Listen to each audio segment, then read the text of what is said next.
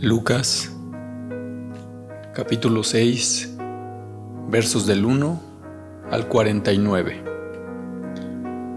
Los discípulos recogen espigas en el día de reposo. Aconteció en un día de reposo que, pasando Jesús por los sembrados, sus discípulos arrancaban espigas y comían, restregándolas con las manos.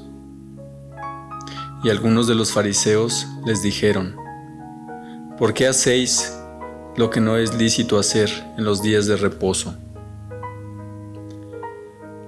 Respondiendo Jesús les dijo: ¿ni aun esto habéis leído?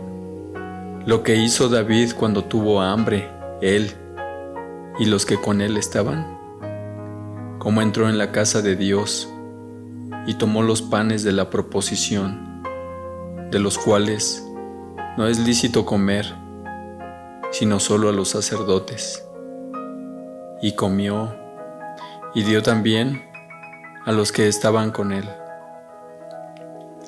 Y les decía: el Hijo del Hombre es Señor aún del día de reposo. El hombre de la mano seca. Aconteció también en otro día de reposo que él entró en la sinagoga y enseñaba, y estaba allí un hombre que tenía seca la mano derecha. Y le acechaban los escribas y los fariseos para ver si en el día de reposo lo sanaría, a fin de hallar de qué acusarle. Mas él conocía los pensamientos de ellos, y dijo al hombre que tenía la mano seca: levántate y ponte en medio. Y él, levantándose, se puso en pie. Entonces Jesús les dijo: os preguntaré una cosa. ¿Es lícito en día de reposo hacer bien o hacer mal? ¿Salvar la vida o quitarla? Y mirándolos a todos alrededor, dijo al hombre: extiende tu mano. Y él lo hizo así, y su mano fue restaurada. Y ellos se llenaron de furor y hablaban entre sí qué podrían hacer contra Jesús. Elección de los 12 apóstoles. En aquellos días él fue al monte a orar, y pasó la noche orando a Dios. Y cuando era de día, llamó a sus discípulos y escogió a 12 de ellos, a los cuales también llamó apóstoles: a Simón, a quien también llamó Pedro, a Andrés, su hermano Jacobo, Juan, Felipe y Bartolomé,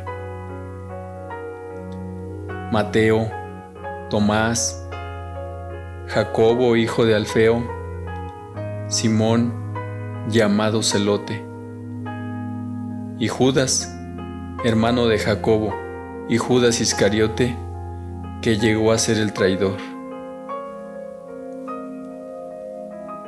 Jesús atiende a una multitud. Y descendió con ellos, y se detuvo en un lugar llano, en compañía de sus discípulos, y de una gran multitud de gente de toda Judea, de Jerusalén, y de la costa de Tiro y de Sidón, que había venido para oírle y para ser sanados de sus enfermedades.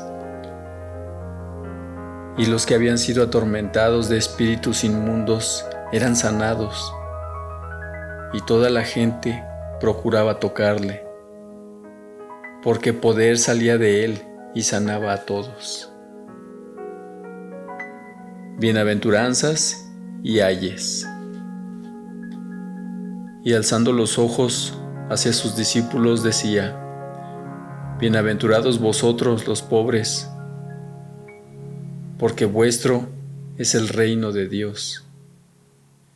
Bienaventurados los que ahora tenéis hambre, porque seréis saciados. Bienaventurados los que ahora lloráis, porque reiréis.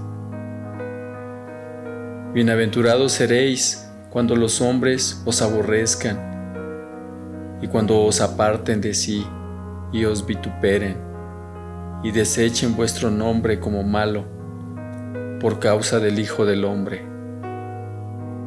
Gozaos en aquel día, y alegraos, porque he aquí, vuestro galardón es grande en los cielos. Porque así hacían sus padres con los profetas.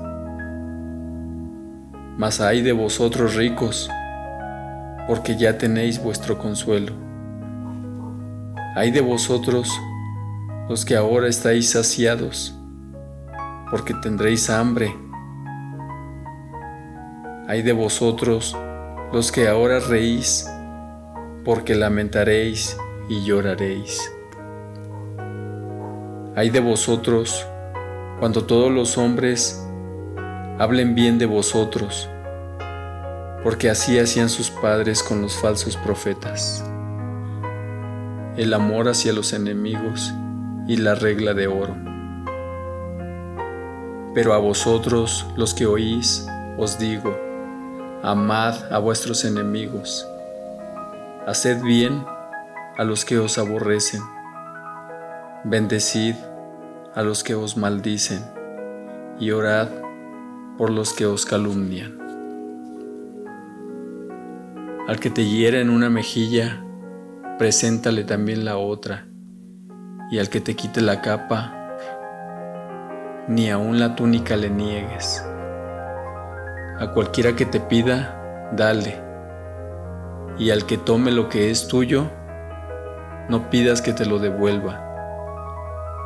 Y como queréis que hagan los hombres con vosotros, así también haced vosotros con ellos.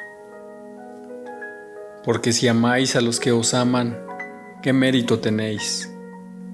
Porque también los pecadores aman a los que los aman. Y si hacéis bien a los que os hacen bien, ¿qué mérito tenéis?